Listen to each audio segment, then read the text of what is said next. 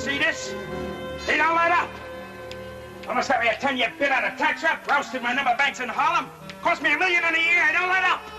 Make it personal. Only one thing to get me. Me, Dutch Schultz, me! Now this. Nothing you can do right now, Dutch. This is one man you can't talk to. Talk. You lawyers talk. This rat's gotta be hit, you hear? And he's gonna be hit right in the head.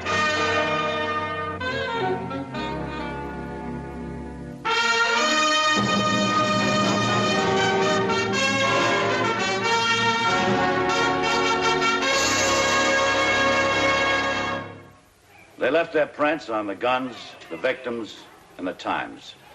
The prints of the men who terrorized New York in the 20s. That strange and nightmarish time when a gangster sat in judgment and passed sentence on a public prosecutor. Yes, they left their prints on the guns, the victims, the times, and finally on each other. Dutch Schultz, born Arthur Flegenheimer. From a hole-in-the-wall speakeasy in the Bronx to one of the most feared gang lords in the city of New York. Ruthless, wild, unpredictable, a troop of 100 triggers on his payroll, the Dutchman was considered an outlaw even in his own outlaw world. And nobody in the mobs would stand up to the Dutchman. But a young, soft-spoken district attorney came along who said, this evil force has to be destroyed. And Tom Dewey became the obsession, the black beast in the waking and sleeping hours of Dutch Schultz. The Dutchman decided that Dewey had to be hit. My name is Barney Ruditsky, Gangster Squad, Police Department, City of New York. Hitting a federal attorney appointed by the governor of New York as special prosecutor was not just another mob action. For this, the Dutchman had to have the permission of the syndicate. The Board of Governors met. There was Strella from Chicago, Pocris from Detroit, there was Raskin from Cleveland, Ram from Los Angeles, and representing the East Coast, there was Mr. G, the Prime Minister. Dutch, how are you? All right, boys, let's get on with this. First, I want to thank you all for showing on such short call. The question is an important one, needs a quick answer. Anyway, Schultz feels it needs a quick answer. I'll let Dutch put the question. I say we hit this Dewey. Go on, Dutch. Well, it ain't just me, my interests, I mean. This here Dewey's declared himself. If you let him knock me down, well, Strella, you're next. Pocris, you, and you, and you, and you. One at a time. He hits one, he hits all. Well, it's about the crop. We can have discussion. Go ahead, Strella.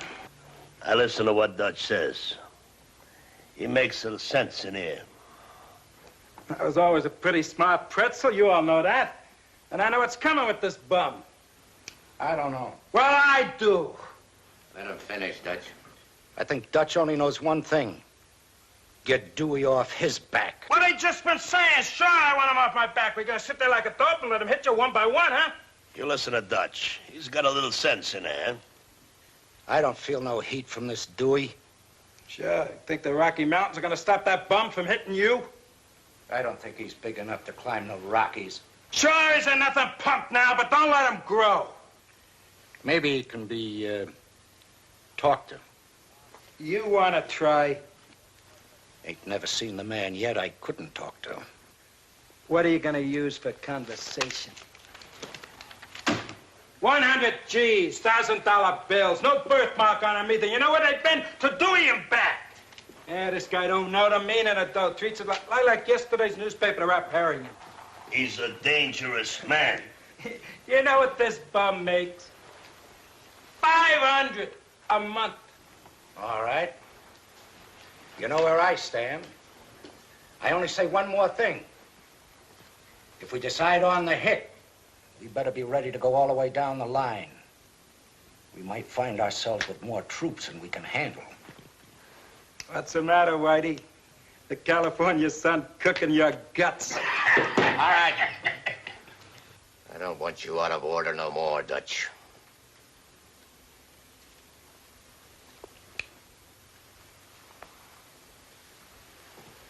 Any more discussion? I listened carefully. I don't think we make no hasty move. We take a week for consideration. I put the motion.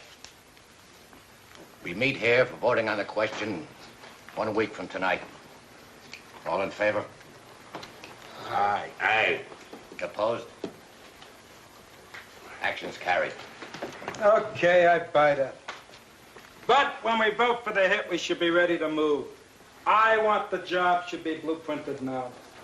Ready for the work. You put that as a motion? Dutch moves we give out the contract to blueprint the job. No action until we vote. All those in favor? Aye. Aye. Opposed? Carried. I will give out the contract. Only one man can handle it.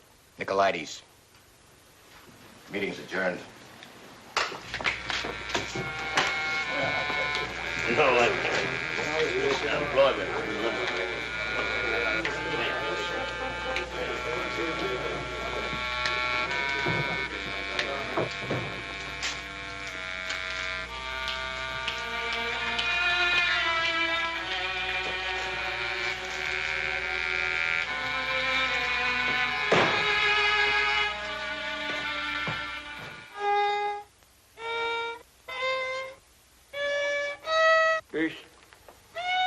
It's a heavy contract. So we use heavy artillery. For this one, you use heavy brains. This one is for the syndicate. Oh, damn, she's gonna kill me. Who we hitting when? You don't hit nobody. A schlaman? For that we send you the chicken flicker, half price. First, you make the plan. You give me the plan, I send it to Mr. G. If he likes the layout, he gives me the word. I get the word, I give you the word. Then you make the hit. Who's the target? Dewey.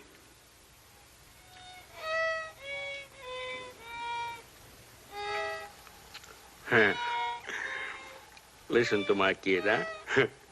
He's only 36 months. Wonderful, huh? Nico. You said Dewey. That's right. The Dewey? That's right. Tom Dewey? Thomas E. Dewey? I said it was a heavy contract. Hey, Manel, what do you think?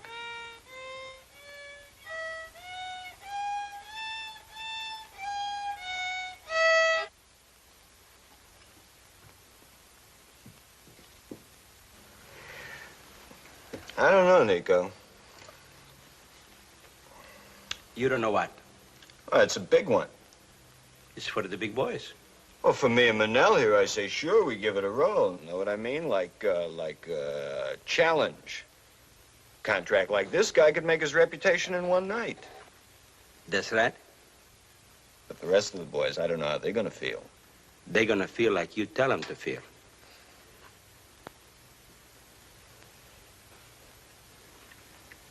Well? How much time? Mr. G wants to see the layout next week. Dewey. Gonna be a big stink. Why don't you let Mr. G worry about that, huh?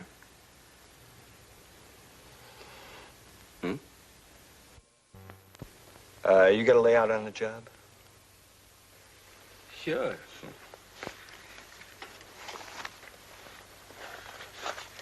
Now, Dewey lives here in this apartment house. Here. Central Park West. It's a good wide street, lots of room for the wheels, huh? Now, he leaves every morning 8:30. Here. Goes to the corner drugstore. Here. For what? To phone his office. He's afraid his phone is bugged.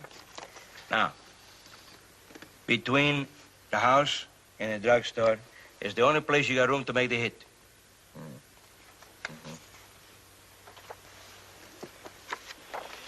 Bodyguards? Mm-hmm. 2, 24 hours a day. Feds? City detectives. You know them? Sure, I check them out. DeBart and Vaccaro. 8 to 4 shift. Yeah. Inspector's men out of central office. We'll have to time them for a few days. We'll need,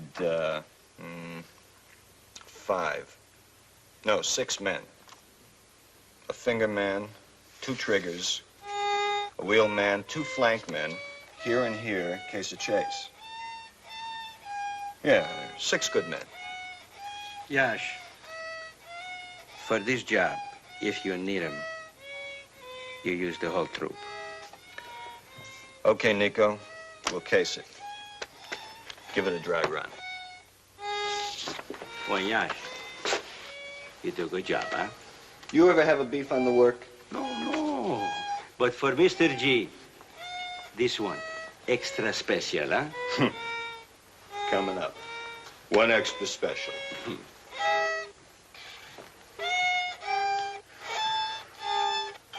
Hey, Nico. Who gives your kid lessons? Oh, Professor Salchito. Him we hit for nothing. On the house.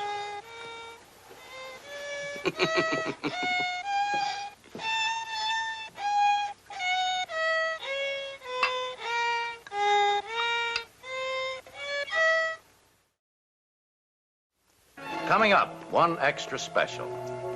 Phase 1, material and logistics. The Brownsville troops swung into action with their usual military precision. Step A in Phase 1, the hot car for the getaway.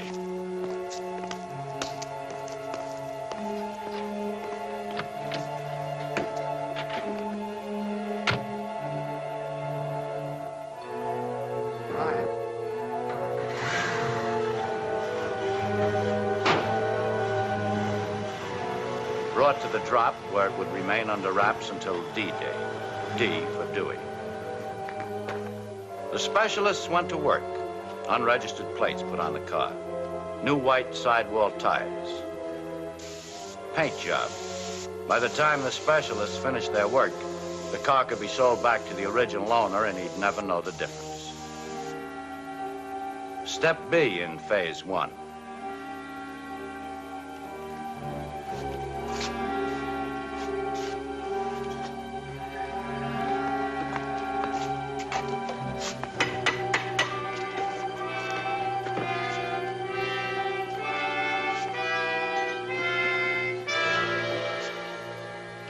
Guns, Army issue, a shipment to Europe.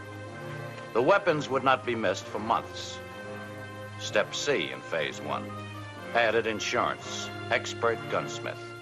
Numbers on weapons removed. Acid tests now showed no latent imprint. Gun barrels threaded. Silencers attached. Phase 2, battle strategy. The troops had set up their observation post on Central Park West, a middle-class, peaceful neighborhood. Tom Dewey shared a modest 1-bedroom apartment with his wife. Dewey's moves were clocked.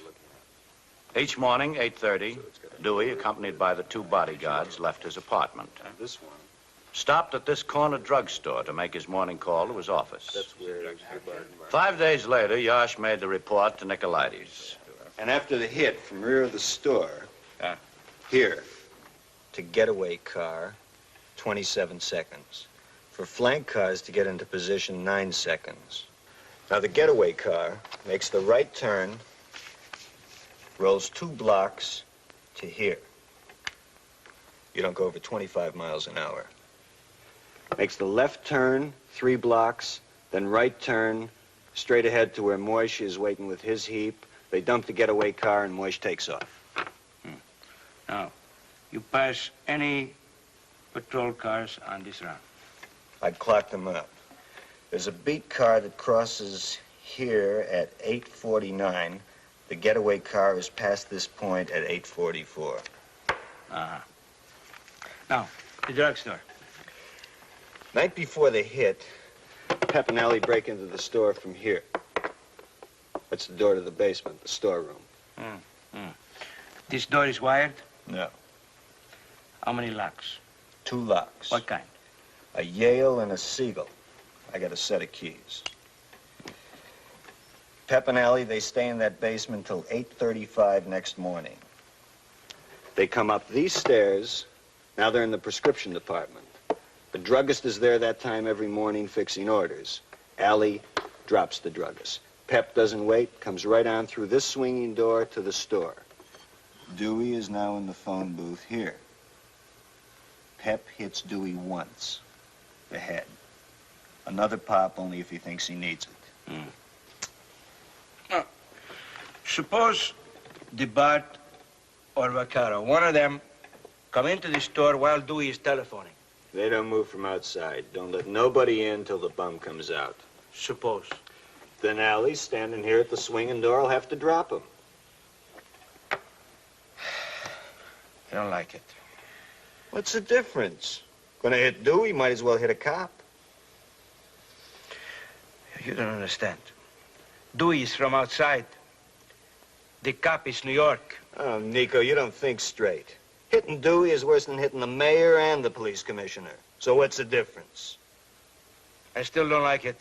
Yeah. But I let Mr. G worry about that. You do a good job, Yash. Extra special. Well, Mr. G give me the word, I give you the word. Now, boys, please, you have some wine? It's homemade. They are out of the drugstore, again through the basement and out the rear. Around the corner and in the waiting getaway car at 8:39. The flank cars move into position. Nicolaides reports he's satisfied the contract can be handled. Anybody got discussion before we take the vote? All I want to say, tell Nicolaides I never heard a better layout. And tell him, besides what the syndicate pays him, I give on my own for the boys an extra 50 G. Hey. I will tell him. Anybody else? All right, I have a few words, and we take the vote. Since the meet last week, I talked with a lot of people. All kinds of people who have a good finger on the pulse. Kind of poll on reactions. The reactions was not good. Dewey might make a little trouble in the New York area. But if we stop him like this, we might find the feds coming down on us all across the country. A ton of bricks. Not one brick at a time, dumped in one heavy load. I think it is bad business. I say it is better business maybe to let one apartment burn up if necessary. But we save the rest of the building.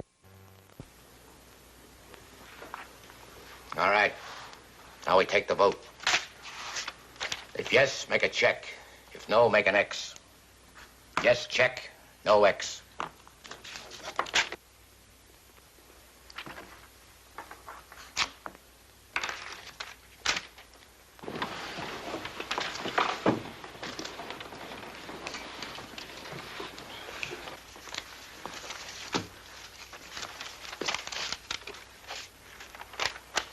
No hit.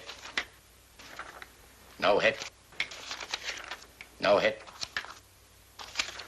No hit. Hit. No hit. No hit. No hit. No hit. No hit. 9 no's, 1 yes. Question is voted down.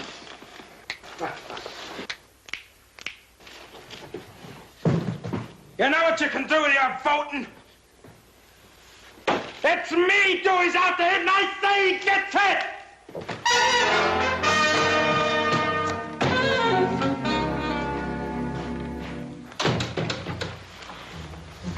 Bill, we'll call Mr. Nicolaides. We'll tell him to be at my apartment at 11:30 tonight.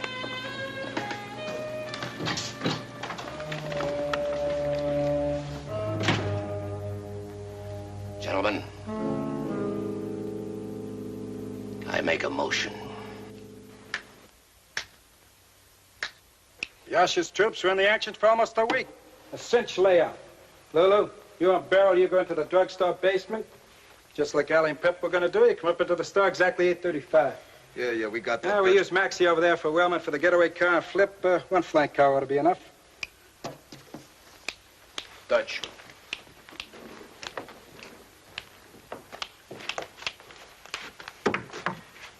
Dutch, don't you think we're pushing kind of fast to make a hit tomorrow morning? Job is all laid out, no? I know, but we don't even have time to clip a hot car, no plates, guns, Here's nothing. what we got. Okay, Dutch, but the syndicate said no. Are you working for Syndicate or me? Sure. I'm just saying that we better look out for trouble from the syndicate, just in case... All right. Go in and tell Maxie and Flip we meet him at the 110th Street drop. 4 o'clock. We roll out of there at 4:30. You and Beryl will be in that drugstore basement before 5. Move!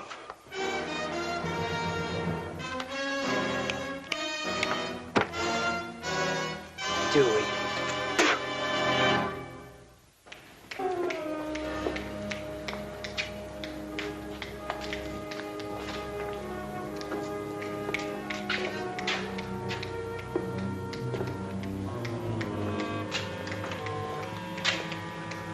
Flip, you take a flank car. You move only if something goes wrong. You got that? Maxie, got your getaway run set? Well, remember, you passed that there corner no later than 8:44. The prowl car course is at 8:49. Okay, let's roll.